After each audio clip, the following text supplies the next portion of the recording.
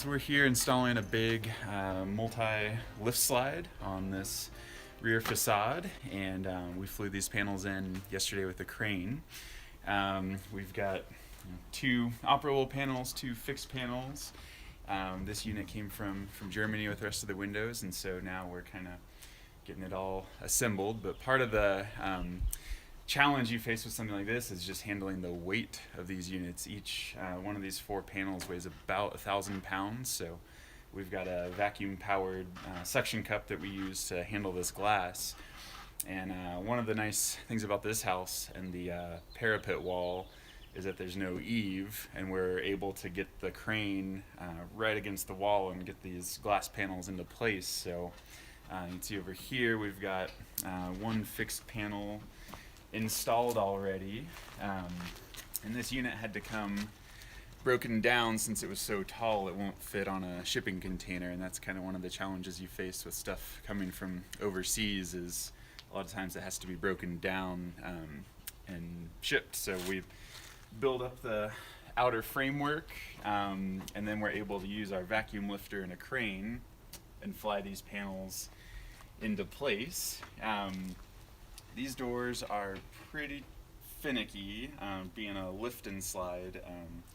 When you drop the handle to open the door, it lifts the door about 4 millimeters, so the threshold and track at the bottom has to be perfectly level, or else it's going to get high centered and bind and the door won't seal properly. So we spend about a full day setting this frame with a laser level and shims every 12 inches or so, just getting it perfectly flat so that the door operates well and seals well. So this is the sill for this lift slide door, and the nice thing about these tracks is there's no recess or groove like a typical American slider, and you're not fighting that weather stripping when you open and close this door. So the weather stripping is attached to the door, and once you lift it, it completely disengages from the sill and lets you slide it almost effortlessly, and then it drops back down to make that seal. And this makes for a really nice barrier-free transition. You can really dial in your interior and exterior finished floors to create a nice seamless flush look. The waterproofing details are a little bit different on a European door than an American door. This one doesn't have any weep holes. It's not an open track. It's actually just a solid chunk of wood underneath this aluminum sill. So we'll actually dry in this whole sill with a paintable waterproof membrane that is vapor permeable and waterproof. And then once that's done, we'll be able to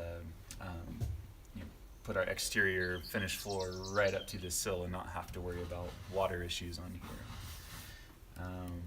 Over here, we've got all these clips, and this will be an exterior shading detail.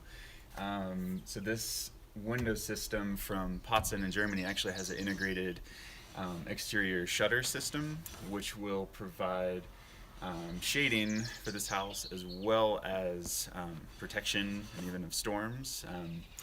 The nice thing about this, most American shades are on the inside of the glass, but at that point you've already let that heat through your glazing, and that heat is then trapped on the inside of the house, whereas this is actually blocking all that shortwave UV from even going through the glazing. This glazing as well is incredibly thick compared to most stuff in the US. This outer pane of glass, first of all, it's triple pane glass.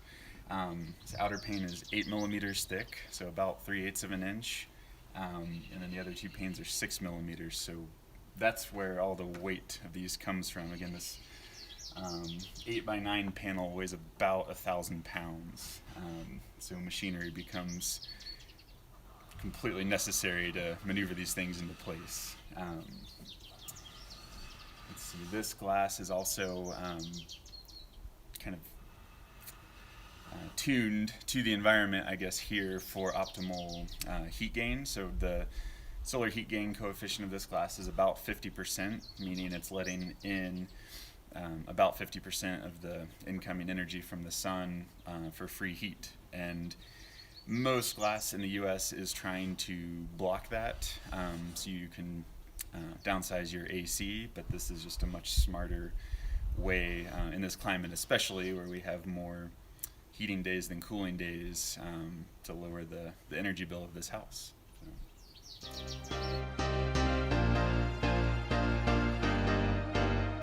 So one of the primary differences in how these windows function versus a US window, these tilt and turn. So open the handle one direction, it swings open like a door. Close it, handle the other direction, and it tilts in to allow ventilation while still shedding rain and moisture to the outside. And the nice thing about an in-swing unit is that you can really maximize your ceiling surface. So the sashes have a triple rebated frame, and at every rebate you have a different layer of gasketing and weather stripping. So on this window there's actually 3 layers of gasketing that go the full perimeter of the window to really create that airtight seal. And then you also have a series of multi-points for the lock that go all the way around the perimeter of this window as well. And when you turn this handle, you're getting full engagement of the sash to the frame at each of those locking points to really suck this window tight to the frame and create that airtight seal, which is so important in these passive houses because we don't want air intrusion coming in an uncontrolled manner. We want that all going through the ERV or controlled ventilation at the window from tilting it. Being triple pane and coming from sea level in its production in Europe, here in Boulder we're about 5,500 feet, 1,600 meters. So there's 2 air spaces inside this glazing unit that need to acclimate, and there's a few different ways to do that. These particular windows have a breather tube, 2 breather tubes actually, one between each of the panes, and once the windows have arrived we let them acclimate for a couple of weeks, and then we go in and crimp those tubes, seal it off, keep the argon in, and then hopefully the glass should be flat and not bowed at that point. Again, usually on these windows, down is locked, to the side is swing open, and then up is tilt in.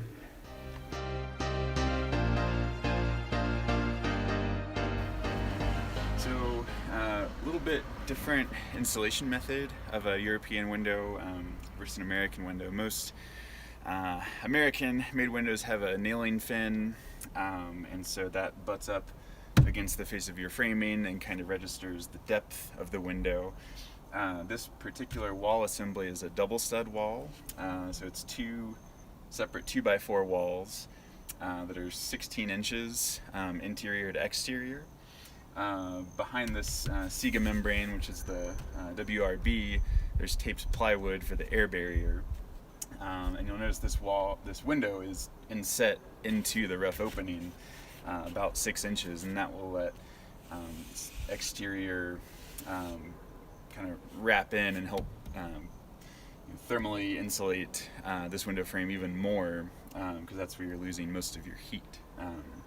So one of the biggest issues is waterproofing these without a nail fin. A lot of people get confused on how exactly you dry this window in, and so the European method is kind of relying on a bunch of these different acrylic tapes, and this is a Sega product called Fintrum, and that is waterproof, vapor permeable, so it will allow drying to the exterior.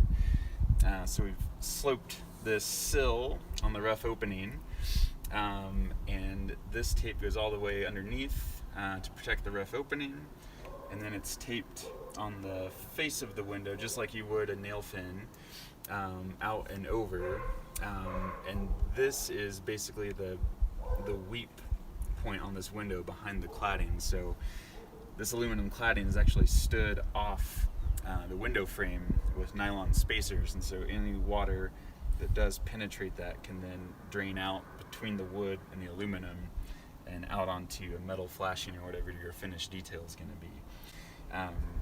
In this climate, we want to allow drying to the exterior, so we'll use a vapor permeable tape like this Fintrim on the outside, and then a more vapor closed tape on the inside, because during the winter we don't want warm, moist air getting into the shim space between the window and the roof opening and creating condensation. And if it does happen, we want it to be able to dry to the outside. So that's kind of one of the trickiest parts of these installs, is picking the right products for your specific site conditions and weather patterns.